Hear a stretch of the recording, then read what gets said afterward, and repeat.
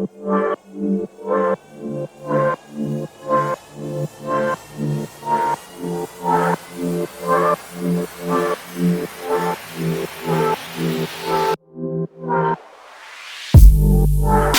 question I often get here, what should I be buying if I have money? In the last episode, we talked about oversupply in the residential market. Then what about the office market? The office market actually is still mixed in terms of its data points. So on the one hand, we are seeing that there are still investors interested to buy office space, and therefore the index may be creeping up slightly. But on another hand, the rentals do not seem to be able to keep pace with the price increases. According to URA Real Estate Statistics, as of first quarter 2019, prices in the office market have jumped 3%, while rentals have dropped 0.6%. That is the first decline since the mid-2017. We still have a supply of 730,000 square meter gross floor area in the office market, and the vacancy rate has gone up to 11.8%. What is happening in the office market?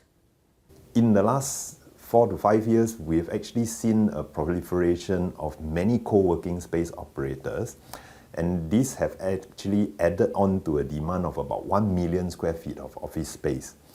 Now, overall, even though these co-working space operators have added on to the demand, they are actually immediately then subletting their office space to the market. And that's why, even though demand seems to have increased, but the office rentals, due to the competition amongst co-working space operators and the competition between them and the traditional landlords to lease out office space, I think rentals have just been flat and in fact decreasing by a little bit. Overall, the vacancy rates at 11.8% is still relatively near to a recession level vacancy rate. In fact, vacancy rates in the past few quarters were a bit higher at about 13% level, and actually that was a little bit alarming because 13% is actually at a recession level sort of a vacancy when we compare against the global financial crisis recession as well as the Asian financial crisis recessions.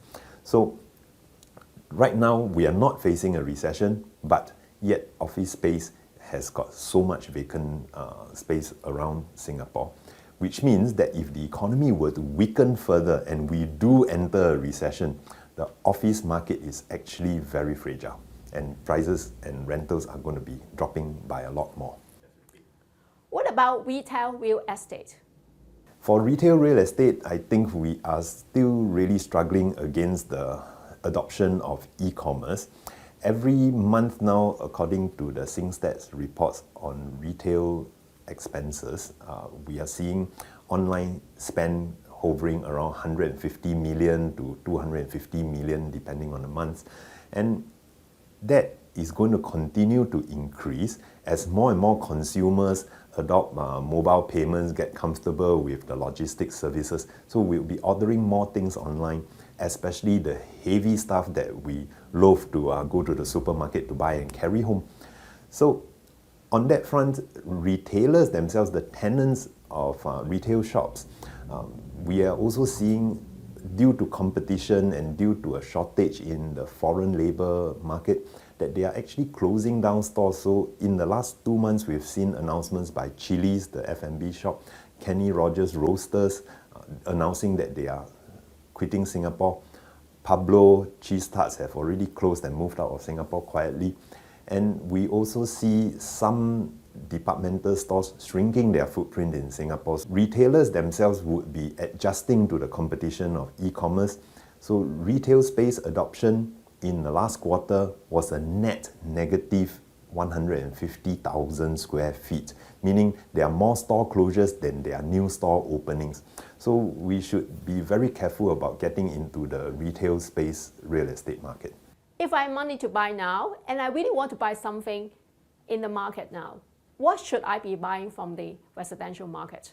If you really have money to spend and you want to buy something straight away, please focus on then the prime districts, District 9, 10, 11, and focus on getting something that is a bit rare, in this case freehold. Buy something that is very reasonably priced versus all these new launch prices, so that when you buy it, if the neighborhood is launching at $2,000 per square foot and transacting at $1,900 to $2,100 per square foot, but you are able to buy something slightly older but freehold at $1,500 per square foot, you are immediately in the money as far as relative valuation is concerned.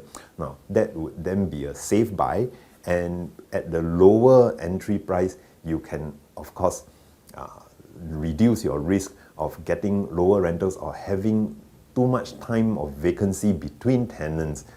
So at a lower entry price, you can afford to wait out a bit longer and not get too desperate in terms of securing a tenant. So District 9, 10, 11, freehold, and buy something relatively older. So one category of that could come from the failed en bloc projects. There are a few en bloc projects in the Bukit Timah, Holland area who have tried and then failed to secure buyers for their en bloc sales. These sellers, the genuine sellers within these en bloc projects, would be putting up their properties in the second-hand market, and if they were urgent, pricing for sale at a more attractive price level than what the secondary market might be. So if the secondary market were asking for $1,500 per square foot, a genuine urgent seller might lower his price to $1,400 per square foot.